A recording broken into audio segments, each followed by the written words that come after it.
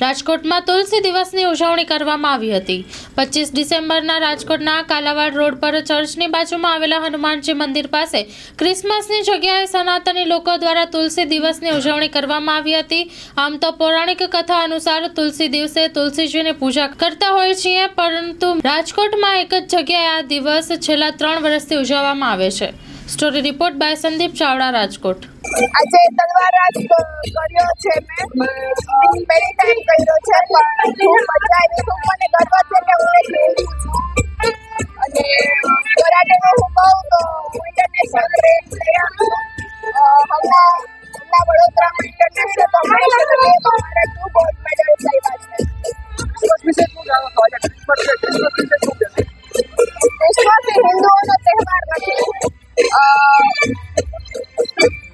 એ લોકો એવું કહેવાય છે કે થાંભલો હતો ત્યાં 80,000 હિન્દુઓના હાથ કાપવામાં આવ્યા હતા, ક્રિસમસ લોકોએ કાપ્યા હતા। તો પણ આપણા હિન્દુઓ બધા મેરી ક્રિસમસ કરે છે તો યોગ્ય નથી। એક જ નારો છે, જય શ્રી રામ।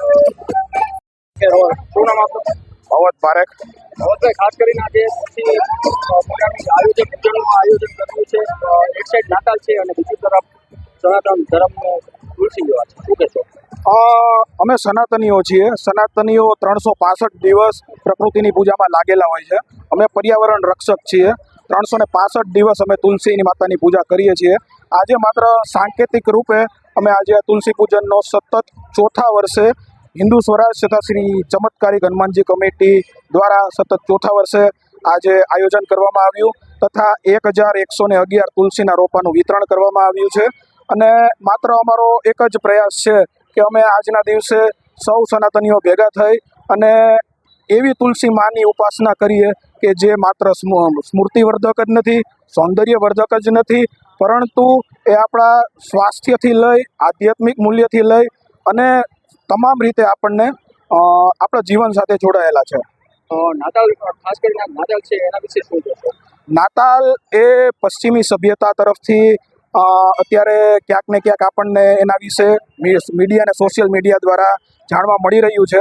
અમને તો અત્યારે એવી માહિતી છે કે પશ્ચિમી સભ્યતાના દેશો પણ અત્યારે તુલસી માતાની કિંમત સમજી અને અત્યારે તુલસી પૂજન દિવસ દેશ વિદેશમાં, યુરોપમાં, અમેરિકામાં પણ અત્યારે તુલસી માતાનું મહત્ત્વ વધી રહ્યું છે, જેથી 25 ડિસેમ્બરના દિવસે તુલસી પૂજન દિવસ પશ્ચિમી સભ્યતામાં પણ અત્યારે જોવા મળી રહ્યો છે। પણ સનાતનના આપણે ધાર્મિક બુકમાં જોવા જઈએ તો એમાં લખ્યું છે કે એક અખંડ ભારત, તો અખંડ ભારતમાં તો તમામ જાતના ધર્મો આવી જાય છે।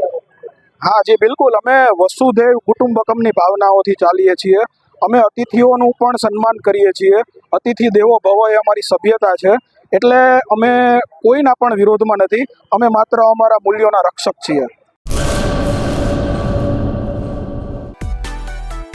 માં motor driving, safe and sure driving. Driving એ શોખ સાથે આપની મોટી જવાબદારી પણ છે। અમારા ઇન્સ્ટ્રક્ટર દ્વારા સચોટ અને સરળ માર્ગદર્શન। આપની રોજની તાલીમની માહિતી મેળવીને શું અધુરાશ છે એના ઉપર પૂરું ફોકસ કરાય છે।